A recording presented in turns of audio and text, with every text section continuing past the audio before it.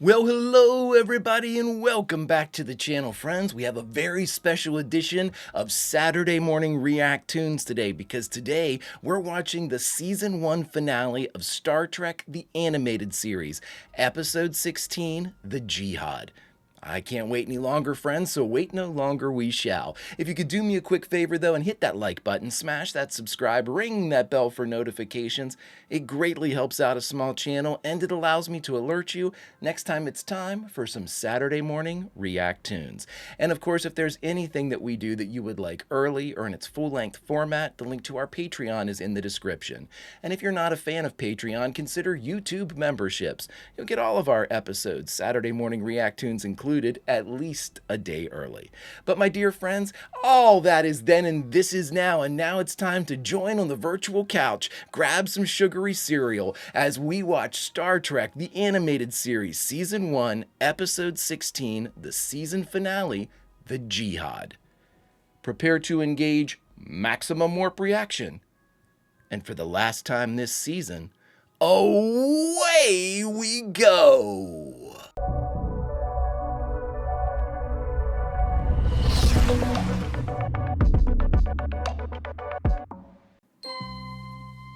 Jim, tell us about the final frontier. I seem to forget with my Swiss cheese brain. Space, the final frontier. It's space.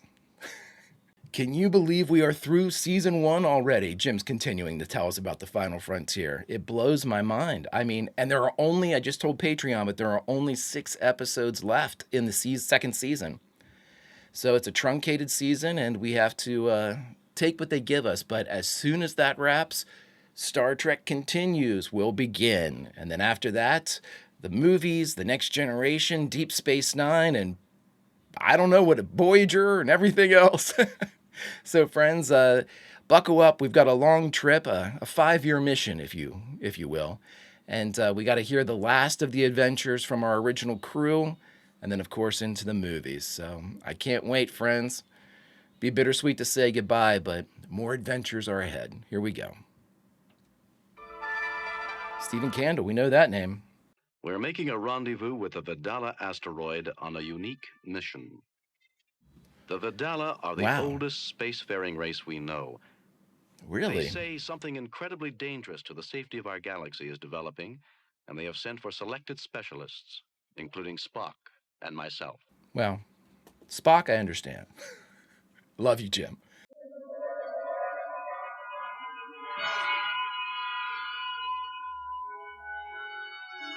Well, that beam took a while, didn't it? Meanwhile, at the Legion of Doom. I will introduce you. First, Char, hereditary prince of the Score, master of the Eerie. Awesome. I was sentenced to this mad expedition. My people are cautious, what you would call cowards. Laura is a hunter. She has a flawless directional sense, a necessary skill where you are going. Mr. Spock was chosen for his analytical mind and scientific expertise. Captain Kirk for his leadership and adaptability. That makes sense, then. But today, we are a civilized people because of Alar. A religious leader, was he not? Alar.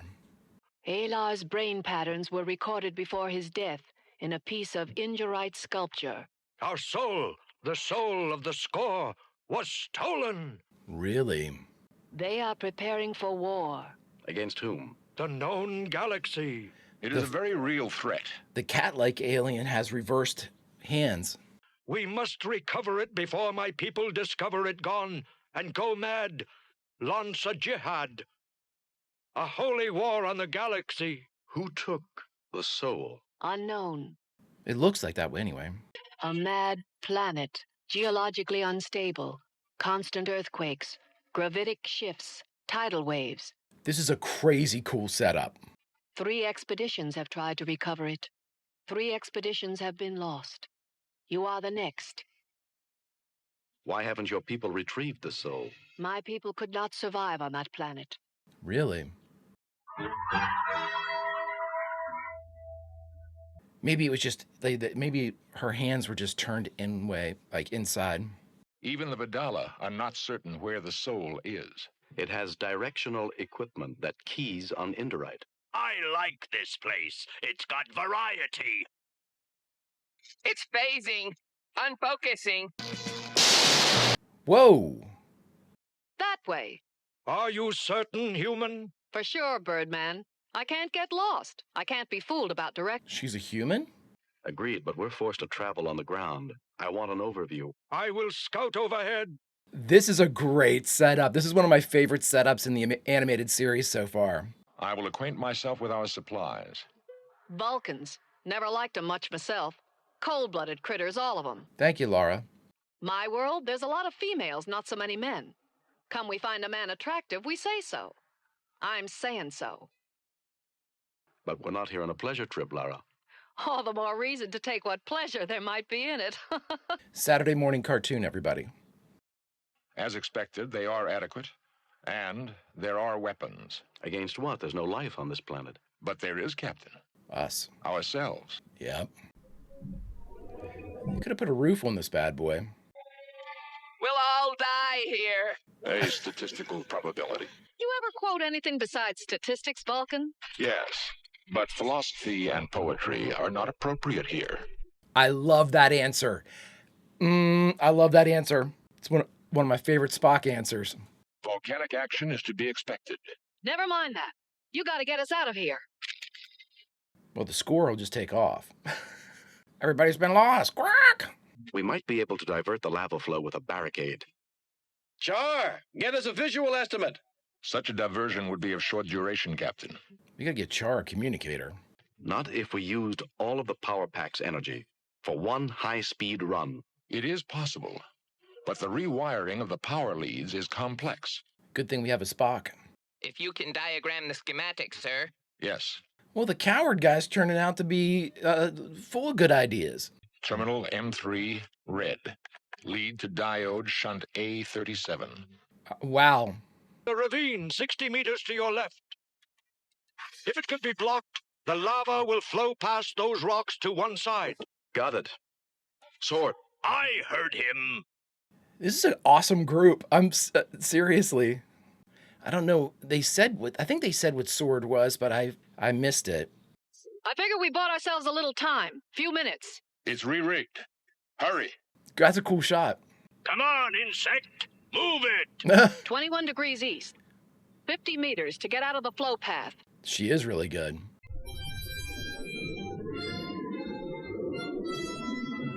Damn, let's get out of the splash zone. Oh. Leave. All of you.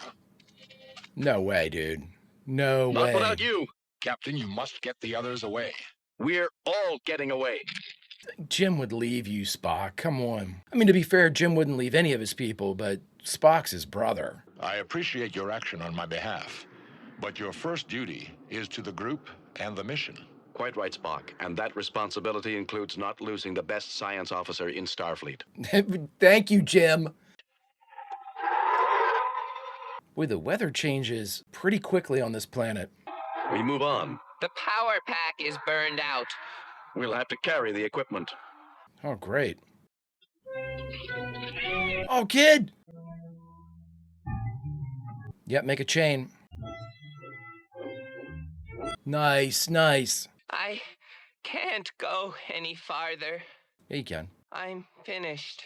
Sorry, Em. We'll be needing you. Sword. Let me go. Hang on. I like how Sword's the muscle. This is a really cool episode. Thought I saw something move in the brush. There is no life on this planet. Guess you're right. This planet just gets on your nerves. I don't know, I might trust Sword. He's got a bit of that predator-prey instinct to him. Char. Be careful. Yeah, dude. Really cool group. I'll scout ahead. Everybody else stay together. Keep moving. I'll go with you. Remember, scouting's my job. By rights, I should be doing it alone. I don't trust her. What did you think you saw back there? Don't know, Vulcan. A shape. Couldn't really make it out.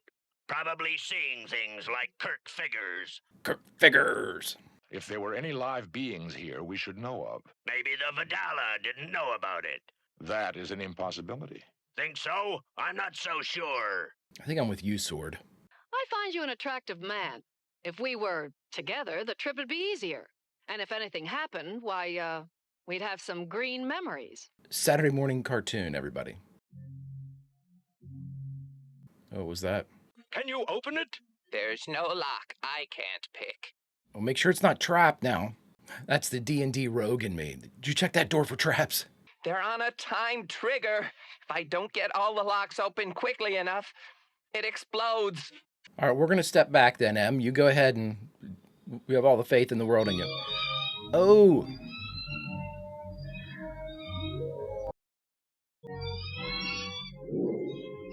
Oh, no! They're mechanical. The Vidala were right. There are no living creatures here, only the mechanized sentinels. But who put those sentinels there? We'll hit Char. Char, break free. We can't reach the roof from the outside. We'll have to try to get to him from the interior. Done. All right. Let's finish it, or give this deadfall a chance to finish us. I, too, would prefer to press on, Captain. What are you thinking, Jim? Pretty. How do we reach it? The walls are not climbable.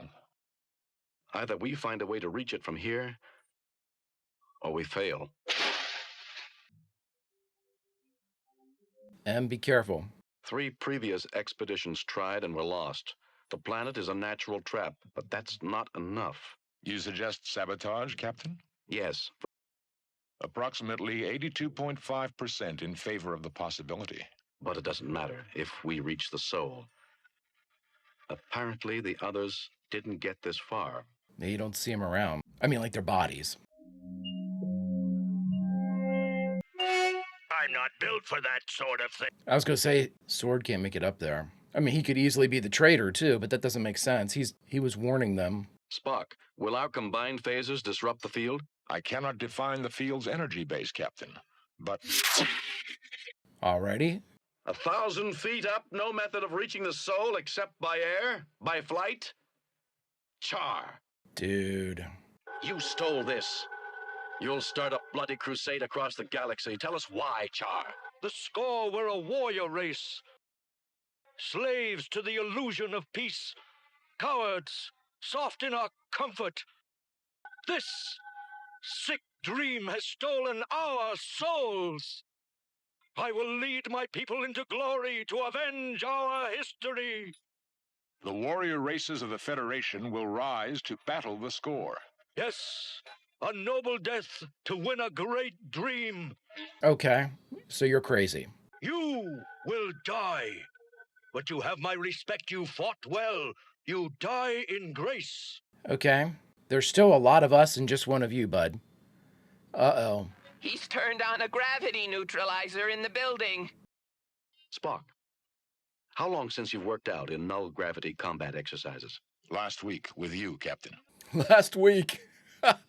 With you. I love it. That's it.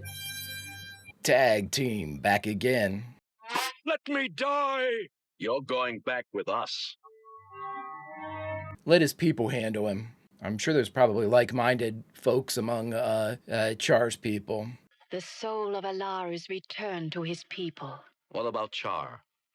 How are you going to punish him? He will be healed of his madness. His madness. This is a great episode. You will return, and you will see. There will be no questions, no medals, only our thanks. What happened? What do you mean? You transported over and came right back. Did they call it off? How long were we gone? Long. About 2 minutes, I guess.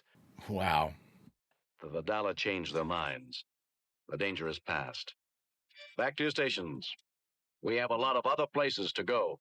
More places to explore. All right, everybody, we just finished watching the 16th episode, the season finale of Season 1 of Star Trek The Animated Series, and the only thing left to do is talk about it. All right, everybody, we just finished The Jihad, the Season 1 finale and the 16th episode of Star Trek The Animated Series. Honestly, I think this one was my second favorite next to Yesteryear. Yesteryear's sort of like a gimme for the best one because it had so much lore in it, I think. And you could kind of really see that one as an easily, well, not easily, budget would be a big problem, but an easily transferable live action show. And that's kind of what I gauge my stuff on. Like, could we see this? What would this look like in live action? How much would I like to have seen this in live action? And again, when I say stuff like that, it is never meant to be derogatory towards the animation. We're blessed to have these little bite-sized bits of Star Trek with the original cast. I understand that completely. It's a natural thing after having watched the entire original series to be like, oh my God, I would have loved to have seen them playing in this kind of playground. You know what I mean? And I think that this one really would have been cool. I mean, this is almost like an Indiana Jones, old pulpy action, running from environmental dangers, going into like a temple, finding an artifact, having somebody betray you in the group. It's almost like the very beginning of Raiders of the Lost Ark. It's super duper cool, and I really, really dug how they did all of this. Spock is almost kind of like galaxy renowned, like they're putting together a group. Now, the thing that I think is awesome about that is, didn't they say they had lost 3 groups already? So Jim and Spock were like the 4th best option for a group. You know what I mean? You would assume you go with like your strongest first, and then the next, and the next. And so this group that actually did it was like the 4th selection, unless they were using their own people before, which I probably think that they were. But it's really easy to say, hey, this would make a great live action episode. Most of these would have made a great live action episode. And I'm thinking of, with this one with the Jihad, definitely, just from my initial recollections, I would say that this is my second favorite, followed by the Time Trap. And I love the Time Trap because of its kind of like mirror on the Federation inside that little pocket dimension. Really, really cool stuff. I think the best way to talk about it, maybe conclude the thoughts section here, is talking about season 1 of the animated series and what I took away from it. Obviously, the knee jerk for each and every one of these, and we've already mentioned it, is like, boy, I would have loved to have seen this in live action. But I think for me, the biggest takeaway for this one is how much like the original series it is. Really, the only major difference, obviously, is budget. The imagination is pretty much free here with animation, so to speak. But at the same time, the ability to continue to tell these very powerful stories, these very Star Trek stories in a short period of time, and the idea that they didn't, and for lack of a better term, dumb down the science or some of the science fiction stuff to make it more readily kind of digestible by North American youth. Nope, they went full bore, same terminology, same type of scenarios, same type scientific and mechanical workarounds, thinking about when things would go wrong with the Enterprise, what happened to the dilithium crystals this time, But again, I think that it's a great way to, let me put it to you like this. If I had had the opportunity to see Star Trek the Animated Series when I was younger and, on a Saturday morning cartoon back in the day, I think that I would have sought out the original series as soon as I learned that this was actually a continuation of a live action show. I would have made it a point to watch the original series of Star Trek. I mean, in many ways, I really wish that I would have had the longevity with the original series. I love it so much, and I'm literally keeping myself from watching some of these episodes for a little bit because I want them to be as fresh as I can make them upon rewatches, if that makes sense. I'm starting season 1 again real soon, just to, FYI. But I just love these characters so much, and I think that at the heart of everything with the animated series, obviously brought back, because there was a call for more Star Trek, brought back because I think you all told me like phase 2 wasn't going to make it. And so the animated series was kind of the bridge that they needed to kind of, I guess maybe in many ways show that there was still Star Trek was still viable, and also maybe make a pitch for an additional live action show. And in the event that you couldn't have that, I forget how the timetable worked that you all told me about, but regardless, either this was like a pitch to be like, hey, Star Trek, people still like it, maybe another live action show, or we've got all these great scripts that were left over from the original series. We can show you that if these work, Star Trek still works, right? Regardless of what the business side of all of this was, we are the beneficiaries of the continuation of the original series crew and the Star Trek that, originated everything. And I think that for the most part, these episodes have held up in that pantheon. They have held up in that rarefied air. They are obviously hamstrung because they're shorter episodes, and thus we don't get the same type of development, interaction with the crew. All the fat is trimmed. We just have the problem and the solution, but it's still Star Trek. It's still so solidly Star Trek that I absolutely love most of these ones that I've watched. And again, when I say most, it's not like I hated a couple of them. There's just some that, just like with the original series, there's some that are more memorable than the others. But the ones that are memorable are really memorable. Like, I mean, Yesteryear is probably the apex predator of season 1, at least. And it provided so much information about the Vulcans. I don't know how you can exclude that from the pantheon of Star Trek, because I know that at one point you all told me that this wasn't considered canon. Yesteryear had to change everybody's mind because that was just too much information. And again, I think that when you look at these episodes, I don't think they do anything to kind of retcon anything or, dispute or, kind of debate anything that was kind of established in the original series. If anything, it augments some of these themes that we've already experienced. It shows us more. It gives us flashbacks to Mud and everybody like that. Our Tribbles are back, with, what's his name? God, Jones, Cyrano Jones. I had Mud on my mind there. But it was just really, really good. And I mean, it's something that I think that I think this is the best way to say it. If there wasn't a Star Trek, the animated series, at least season 1, which I've seen, if there wasn't a Star Trek, the animated series, I believe that Star Trek as a whole would be lesser for it. And I don't think that's a grand statement by any stretch of the imagination. There are more adventures. We've had 16 more adventures to watch. That is a gift, and I'm so happy that I was able to unwrap that and watch it with all of you. Friends, if you could do me a favor, hit that like button, smash that subscribe, ring that bell for notifications. It greatly helps out a small channel, and it allows me to alert you next time it's time for some animated series. And of course, if there's anything that we do that you would like early or in its full-length format, the link to our Patreon is in the description. Oh, but my dear friends, all that is then and this is now, and unfortunately, it's time to say goodbye from Star Trek The Animated Series Season 1. So where should we say goodbye from? Well, friends, I say we say goodbye from the bridge of the Enterprise, someplace where we weren't in this episode, but because this is the end of the season, I think we need to spend as much time aboard the bridge of the NCC 1701 as we possibly can. Because, friends, only 6 more episodes of the animated series, and then we're on to Star Trek Continues and the movies.